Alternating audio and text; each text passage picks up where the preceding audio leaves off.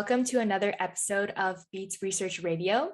My name is Nicole Chu, an undergraduate student from the University of Ottawa. In today's episode, we are honored to be joined by Dr. Darlene Kitty. Dr. Kitty is a Cree woman and family physician who has been practicing since 2006 in Chisasibi, the largest of 9 Cree communities in northern Quebec. She is also the president of the Council of Physicians, Dentists, and Pharmacists for the Chisasibi region, the former president of the Indigenous Physicians Association of Canada, and the director of the University of Ottawa's MD Indigenous program. In 2018, she was the recipient of the May Cohen Equity, Diversity, and Gender Award, recognizing her leadership in building diversity in the medicinal education of Canada. Thank you so much for joining us today, Dr. Kitty. Oh, you're welcome. Thanks. So I'd love to start off by asking you a bit more about yourself. What inspired you to pursue your career you presently have today? I was always interested in science, going through high school and then into university. I was curious about, even the moon and the stars, the earth, the land, the animals, and the human body. And the human body really inspired me to learn more how things work, what happens when you get sick, how organs work. And so that started off in high school. And I realized, I should be a physician because, I can find out more how to help people and help their bodies heal. So I went to university and I took more science courses there and completed a degree in biology.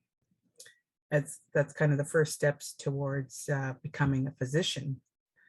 But I got sidetracked along the way, and my marks weren't that good. I discovered life in a big city. And then I decided to go into nursing after I finished my biology degree. So as I was doing nursing, I went to school in Toronto, and then I worked for 3 years as a registered nurse.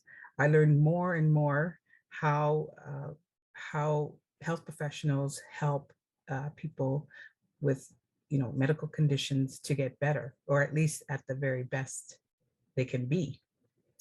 And that was inspiring to me. I see how physicians work together with the rest of the healthcare team. So I realized, back in high school when I thought of being a physician, that yes, now as a nurse, I could see my path more clearly. And then I went back to school and completed a nursing degree with really good marks. And that was the start of my starting to apply to medical school. And then I got in and started medical school in 1998. So it was a long journey, but my curiosity of science and the human body really took me along that path. And it's even more rewarding having been a nurse and see how people get better and interacting with them and also the healthcare team. So that's what happened with my journey. And for me, working as a physician in a Cree community, I always had that goal in mind to eventually come back and work up here. And all along my medical school and residency and early practice, I sought out experiences to prepare me to work in the North. And now I'm doing it and I love it. Well, thank you so much for sharing that with us. And it's really cool to see how what started off with just genuine curiosity led you to this path today. So I'd like to shift gears to talk about your role as the director of the Indigenous program at the University of Ottawa's Faculty of Medicine. Can you tell us the motivation behind this program and how it came about? Yes, the Indigenous program was launched in 2005 as a result of consultations with nearby Indigenous communities and stakeholders. And the Faculty of Medicine wanted to create a pathway to train more Indigenous physicians. So that being First Nations, Inuit, and Métis. So we look to recruit potential applicants, promote the program, and then introduce them to the idea of becoming a physician meeting other students to see what it's like to be in medical school, and then actually apply. So from 2005, we trained almost 100 physicians now, and it's looking really promising for the coming years. We're promoting the program more and more. So while it's primarily an admissions stream, it's also a support program for those Indigenous students who are currently in the medical school. So we, support them as they need, if they need it, and connect with them and keep in touch with them, how they're doing. We're also engaged in the greater medical student population with our Indigenous students in the Indigenous Health Interest Group. So our program supports the activities of the interest group, and this being cultural activities so that these medical students will learn more about First Nations, Inuit, and Métis cultures, such as arts and crafts, hearing teachings on the crafts, listening to elder stories, learning patients' experiences. Perhaps someone has faced racism in their experience in the healthcare system, and that's a good story to listen to and learn from. So the Indigenous Health Interest Group activities are really important to extend the learning from what's in the curriculum to the students. Also, for my role as a director, I'm involved in helping to update the Indigenous health curriculum throughout the 4 years of training. And, I enjoy building up the resources for our medical students, not just through lectures, but other resources such as academic articles, opportunities to view videos or documentaries and things like that. So I really enjoy my work as a director because I can contribute in all these different ways to enhancing Indigenous health at the medical school. And so would you have any advice for any Indigenous students interested in pursuing a career in medicine?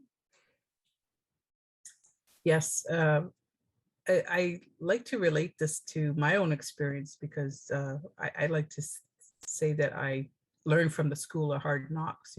I went down south from a small community, and sometimes you might be distracted or homesick, but in the end, if you're really motivated to become a health professional, a physician, a nurse, or whoever, it is totally achievable. So it starts with curiosity, like I mentioned before, curiosity about science, curiosity about what's around you, how people get sick and how they get better.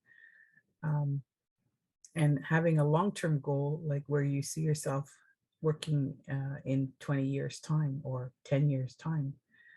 So like for me, it was eventually coming to work up north, and I struggled a little bit with what kind of physician I want to be, whether it's a family physician or a specialist. But in the end, I really chose family medicine because I like to work with patients of all ages, from babies to elderly people. So, and that's the specialty that really I could contribute the most to in my community. Anyhow, I kept in mind the school, and if we go through our lives, with a goal, we're certain to achieve it, providing we keep on track and we have some support along the way. So if Indigenous youth is thinking of medicine, they can have a mentor perhaps, or reach out to the medical school to learn more about applying, what it takes, the prerequisites you need. That you need a degree before you apply. So what do you need before you get the degree? You need high school sciences, and then university you need certain sciences to get the prerequisites, and then graduate with your degree and then apply. So it's thinking ahead about the path you need to go through, and that's that's what makes it achievable. It's just going through this path. I really like how you broke it down into a path, like sort of a day by day incremental process, not an overnight success. And certainly having role models like yourself to look up to, I think is very important in the path as well. So I'd like to ask, as an assistant professor in the Department of Family Medicine, as you mentioned before, you teach and develop the Indigenous health curriculum. What are some topics that you hope to see being discussed more regarding Indigenous health? Well, at the medical school, I currently teach the first lecture to all first-year medical students in the second week of medical school. And this regards mainly what faces Indigenous peoples today. And of course, we think of residential schools, which is, an unfortunate, tragic chapter of Canadian history. But all students should know this because it affects Indigenous populations all ever since this happened, all through the years. So it starts off with some information about the Indigenous cultures, First Nations, Inuit, Métis communities, some demographics.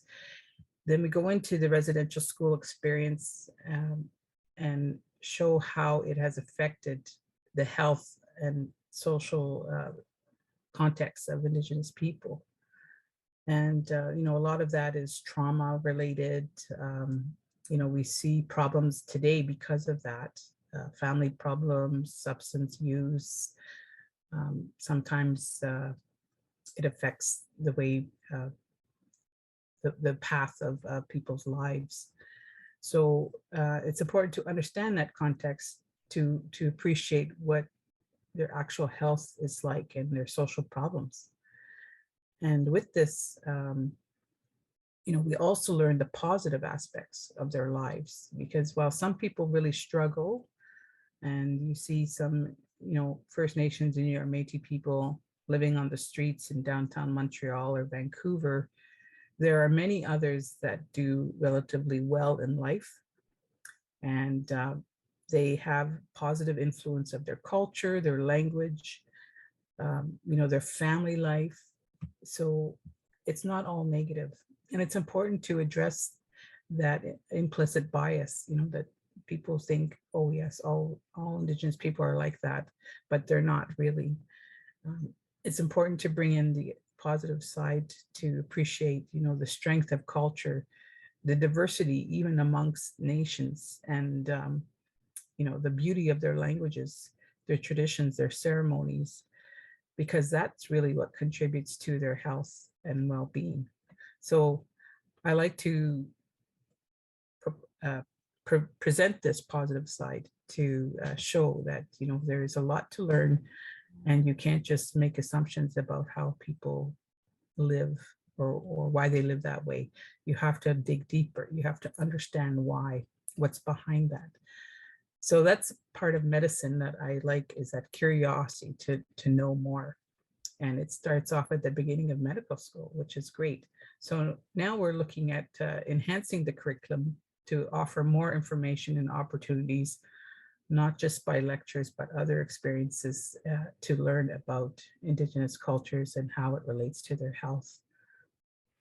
Thank you so much, Dr. Kitty, for sharing with us your experience and also your work as part of the Indigenous program at the University of Ottawa. You're welcome. Glad to chat with you.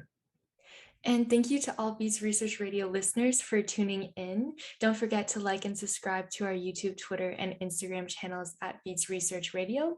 And on behalf of our entire radio team and director, Dr. Amelia Alarcon, we hope to see you all next week.